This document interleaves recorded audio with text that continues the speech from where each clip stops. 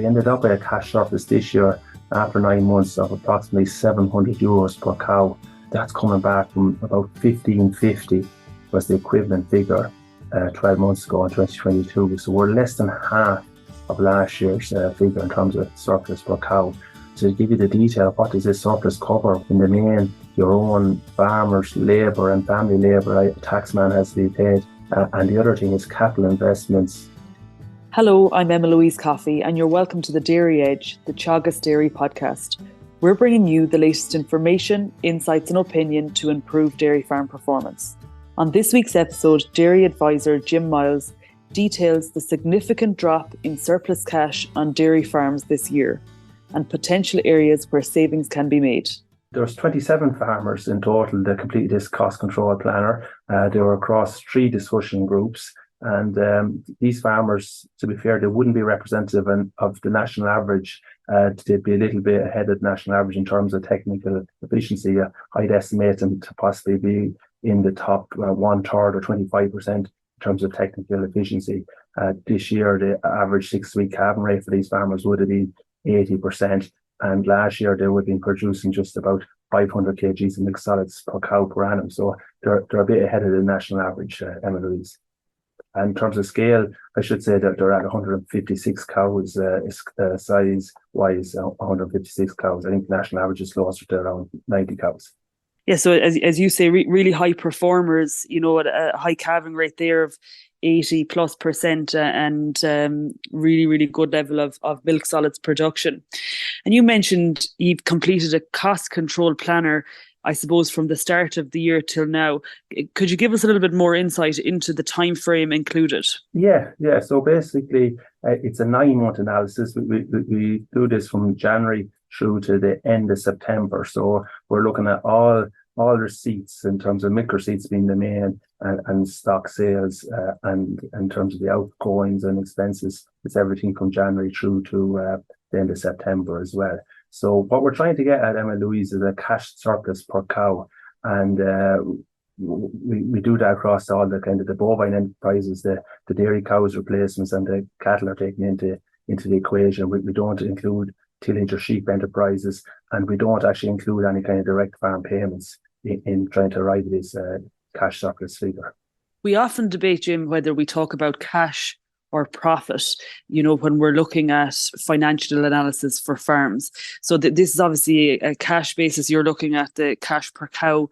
Why are you looking at that number in particular? Well, to be honest, the simple answer is it's an easier figure in terms of doing this analysis to arrive at the end of the year when we have 12 months started together. We can look at a profit analysis. But for this cash figure, we don't include a depreciation figure, which is kind of more, it's a kind of a notional or hypothetical figure in terms of the write down and the cost of some capital assets like machinery or buildings. We don't include that. We don't include kind of opening and closing livestock inventories.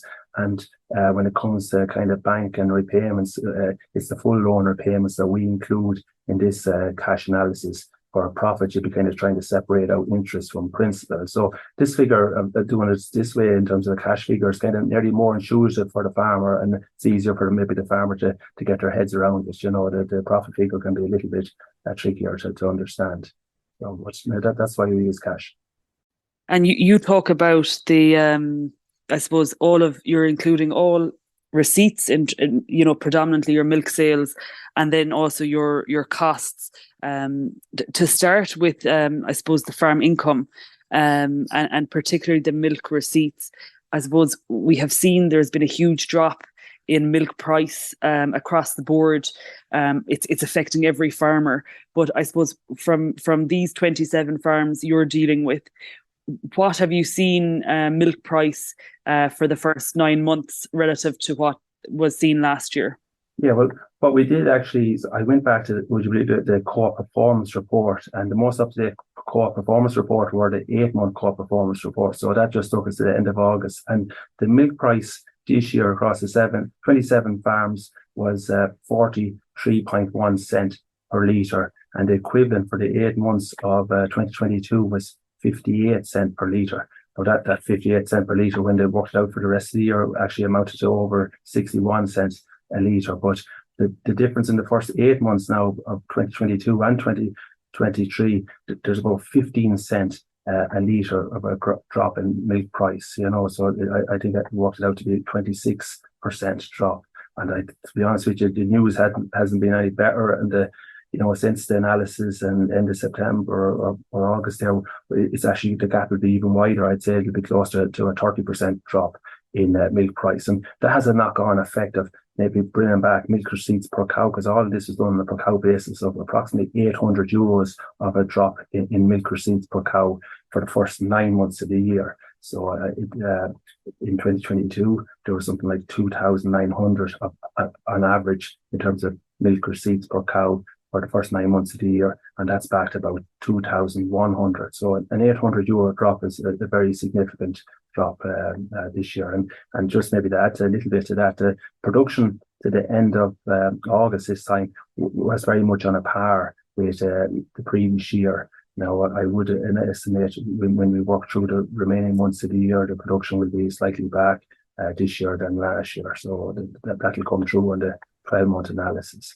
And your reasoning for that, like, why do you expect production to be back, Jim? Yeah, it's essentially weather. Weather, in the back end of the year, bar weather conditions, silage going in earlier, cows not being at grass as long, that's definitely going to put a squeeze on. I can see that already, discussion group meetings and that.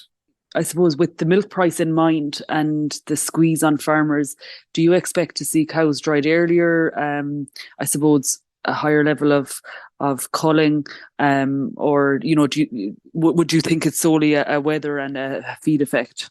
I'd say it'd be mainly weather and feed. Once the yield goes back, and farmers will look to maybe to start to try cows, not wholesale at the moment yet, but as we move into November now, I can see farmers starting to wind back and trying off lower yielding cows. But yeah, I suppose the fact that the milk price was so good this time last year, people might be inclined to milk on and take advantage of the good milk price, but I think that encouragement won't be there this year. So, but look, I don't know if it'll be massively back now than last year, but it will be back somewhat. All right.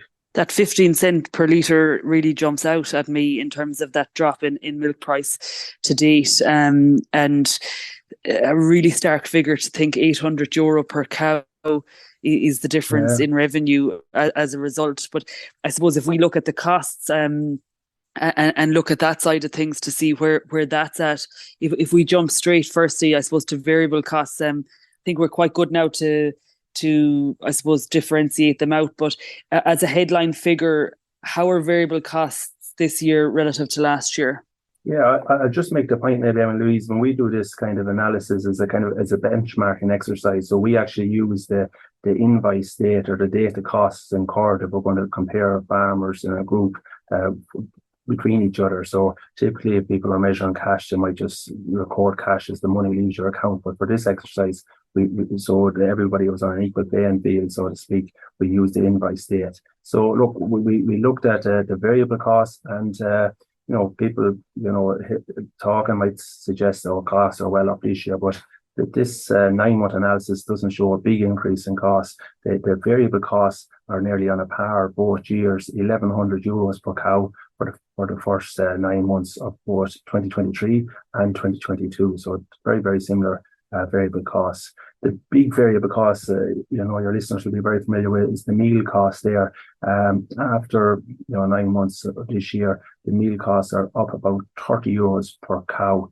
Now, I worked that back. The level of meal feeding is essentially the same for these 27 farmers, about 0.9 of a tonne of meal fed to the end of September. So these farmers are probably on course to feed about a little over a tonne of meal per cow for a year. But the extra €30 per cow brings it up to about $370 per cow in terms of total cost at the end of September. That's purely coming from an extra meals was dear this year in 2023 than the previous year. But some little bit of good news is that the meal prices and concentrates have been falling. They've fallen from about, I've seen some of these cost control planners from $450 at the start of the year back by €100 to closer to $350 now. That's the average meal price for concentrates, dairy concentrate. So that's one little bit of clink of light anyway, is that the meal costs are back. The second big variable cost, as you'll understand, is the fertilizer costs. And This year, about the only cost I've seen across all the costs that fell or that had the biggest fall was the fertilizer one. So we don't need to think back too long ago to record fertilizer prices. But the average cost per cow now for the first 9 months of the year, and that probably takes in nearly all the fertilizer for the year, the biggest part of it anyway, it's back about €75 per cow. But unfortunately, that saving that was made on the €75 per cow and fertilizer costs, that was cancelled out by small increases across nearly all the other variable costs, had small little lifts and rises there. So that's why we ended up nearly €1,100 per cow both years. Some farmers did get caught a little bit with the fertilizer, forward buying fertilizer at the start of the year. They thought it would be scarce, they thought the price might be going up further, and that didn't happen, to be honest with you. They got caught out a small bit, but you can't win every day. And then the other one that had a bit of an increase was herd improvement. That was up about €13 per cow this year. And I didn't delve into it too much, but I'd probably say an increased use in sex semen and synchronization protocols, and that probably gave that a bit of a lift. But overall, variable costs held very steady. There was nearly nothing between the two years, €1,100 per cow. And I suppose by the same token then, Jim, where are fixed costs at? A very similar level of costs for variable. Did you see the same for fixed costs? Yeah, well, fixed costs by their name and definition don't tend to change too much, and they were a fraction up. They were up about €60 per cow, so which is not massive in the greater scheme of things. When we talk about milk receipts being down €800, well, fixed cost going up €60 per cow isn't massive. The main heading here, well, we signalled out a few headings and looked at them in a bit more detail. Hired labour, that's the first one people think of when they talk about fixed costs a lot of the time. That's actually back a little bit this year. Now, it's not back a whole lot. They're similar to both years, but I'm wondering, and again, we didn't study it massively, but is that reduction in hired labour, is it because people were taking account of the fall in milk price this year? Or that you could say it's that, and that be a kind of negative thing in my mind, or is it because maybe there's increased adoption of labour saving devices on farms, and a lot of these farmers would have automatic calf feeders now, and some of them have gone to rounds of going in heat detection collars and auto drafters and that. So it's hard to imagine. I'd be a little bit concerned if people were pinching their hired labour a bit on account of the reduced milk price, but then if you're in that situation of taking a lower milk price, maybe that's something you have to do. Look, hired labour was the first one. The next one we looked at them all, but the electricity is actually up. That's one of the bigger movers in terms of increases year on year. That's up to about, after 9 months of the year, again, this is only 9 months after, that's up to about €60 per cow. It's up €20 or so on last year. But I went back the year before to 2021, and it was only €30 a cow. So essentially in 2 years, electricity costs per cow have doubled, and again, I said that this is for 9 months data. Another one we looked at this year, we looked at land rental. It's the first time we actually put land rental in our 9-month review, but a lot of talk of, with banding and derogations and the rest, we said, look, a lot of talk about how much people are paying per acre for land and all this crack, but we wanted to work it back onto a per cow basis to see what. Now again, maybe not all land rentals are paid yet, but that's after averaging out at exactly €100 Emma-Louise for the first 9 months of the year, so to the end of September. So I do, people might end up paying more land rental towards the end of the year, but some of them are kind of fixed up with direct debits and stuff like that. So that maybe it's a fair enough reflection, but €100 per cow, and 29 out of the 27 farmers in the complete list cost control planner were renting some bit of land. The group with the highest number, they have 200 cows on average in their group, and they average out €150 per cow. So just simple maths here, that's 30,000 that each of those farmers are paying on average for land rental. So that's a very significant cost. And the final fixed cost, and it's actually the third highest cost behind feed and behind fertilizer, is bank repayments. So instead of looking at interest, as I said at the outside, we look at the full bank repayments per farm. And surprisingly enough, they hadn't gone up. I thought they would increase because of interest rates increases, but they're working around €175 per cow for both years. So that's a kind of a summary of the fixed cost. They're up a little bit more than the variable cost, which is nearly contradictory in a way, but overall, when you add the variable costs and the fixed costs together, they're about €1,700 is where they're per cow after 9 months, is where all costs were coming in both years. A little bit up last year, or this current year, 2023 versus 2022. Just to pick up on a few points that you made there, Jim, firstly to labour and the idea of the cost of hard labour has come down when we compare it with last year. And you've speculated it is potentially a mixture of reducing the amount of labour you're bringing into the farm, but also potentially improvements to labour efficiency and investment in labour technologies. Where a farmer is conscious of milk price reductions, is that really the place to save money, that reduction in hard labour coming in? There's not that big a difference between both years. It was 69 per cow last year, 62 this year, is about saving of €7. So there's not an awful lot of a difference between them. I really don't know what's driving it. I'd have my suspicions it's more to do with people trying to look at milk prices and so exciting there. Maybe we won't get that relief with milk or in this weekend or that. I'd be hopeful that's not the case, but I'd be leaning more towards that way. I'm thinking it's that way, but it's not kind of what we want. We want to make kind of dairy farming as attractive as possible and to the next generation and that. And if people are working and doing every milking under the sun themselves, it doesn't give a good kind of a signal to the next generation. So look, it's not there's not that big a difference in it, but there is a huge range within the farmers in the analysis. Emma-Louise, of the 27 farmers, I have some farmers there, and I should have said from the outside when I talk about this is a higher labour figure. It's the cash surplus we're arriving to at the end talks about it's to pay family labour and drawings and that, but this is purely outside labour. And some people within the group have zero outside labour coming in. It's just purely maybe a father and son or daughter working together. And there's a one farmer in the group paying over €200 per cow on labour. But look, there's a massive range. The labour's no different with the range. The rest of the headings have a large range as well below them. And your second point there in terms of electricity is a very stark figure to look at a fixed cost and say in the space of 2 years it has doubled. I suppose farmers in a lot of ways have no influence over the rate that they're paying. There is talks about a lot of companies pulling back the rates, per unit of electricity, which will be a welcome, a welcome thing for farmers to see. I guess if we move on then and look, we've taken into account the incomings, the outgoings. So then looking at the cash surplus, where did that sit at when you have all these figures taken into account, Jim? Yeah, I'm afraid we had 3 meetings last week with each of the 3 groups, and they were sobering enough when we got to the bottom line figure. We ended up with a cash surplus this year after 9 months of approximately €700 per cow. That's coming back from about 1550 was the equivalent figure 12 months ago in 2022. So we're less than half of last year's figure in terms of surplus per cow.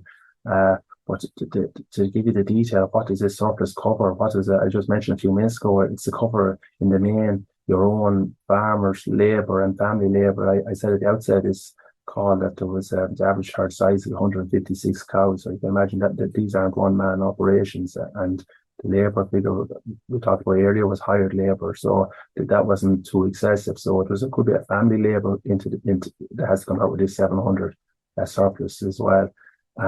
This 700 surplus per cow, along with the family labour, the tax man has to be paid, and we'll be hoping that with the bumper year that was the 2022, that the money was set aside and preliminary tax was paid at that time to cover off the good year 2022. Obviously, you wouldn't want a farmer trying to pay a tax bill out of this year's big price to cover off the previous year's large profits that were made.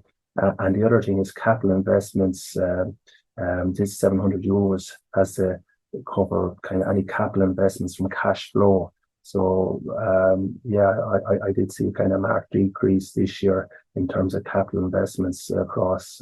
They're also recorded on the cost control planner, but I think people have kind of maybe voted with their feet a little bit, and they have cut back a good bit in terms of developments on their farms on the strength of the milk price being back. That €700 of a surplus per cow, to me, the average covers an awful lot in that the range around that is massive. Emma-Louise, is the strongest and the highest figure I've seen was €1,300 of a surplus after 9 months. The one farmer had, another farmer had 1,200. They're up around 1,200, but the lowest one was just a kind of a break-even figure, or minus €17 per cow. So after all the toil and work for the first 9 months in terms of the money that went out, just balanced up with the money that came in, and as I don't want to repeat myself, but the farmer has to pay himself then as well, so there's a massive range there. To that farmer who's at 1,200 or €1,300 cash surplus, what do you see them doing well? I sat down and looked at those figures to examine them a little bit more thoroughly, and I seen that they actually had good stock sales on top of their milk receipts. It wasn't that their milk receipts were outrageously high. They had good stock sales. They had a bit of a beef enterprise on hand, as well as the stock would also include calf sales and bull cow sales or replacement heifer sales, that type of thing. But their stock sales were good. They were averaging up in terms of feed and fertilizer. They weren't feeding.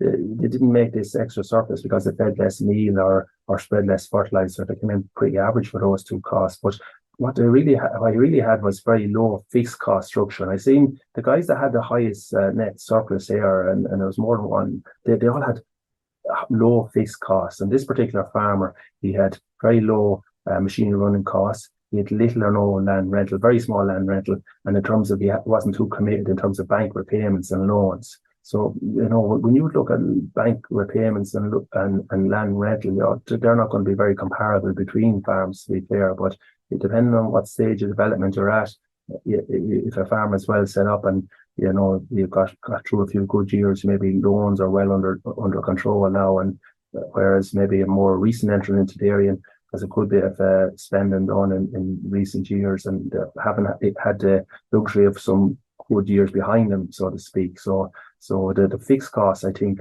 where the best surplus came out with very, very low fixed costs. If we take a step back from these particular farmers that you've been working with, and as you say, you all met and sat down and reviewed these figures last week, there's huge power in looking at the figures throughout the year, compared with sitting down in the month of December and tackling your figures and completing a profit monitor. Like, where do you see the key benefits for this type of farmer with this analysis in front of them? Yeah, it's a good question. A few points there around the benefits of this. We put a lot of value in farmers in the groups having an accurate profit monitor at the end of the year. And, when you go onto a farm, whether it's a farm walk, open day, or it's a discussion group meeting, you get a lot more from the meeting, and to my mind anyway, if the host farmer has an accurate cost of production on exactly what he's doing. The other thing I'd say about the benefit here is the farmers that they can put the effort and work into recording these figures, they have a far better understanding of their business. They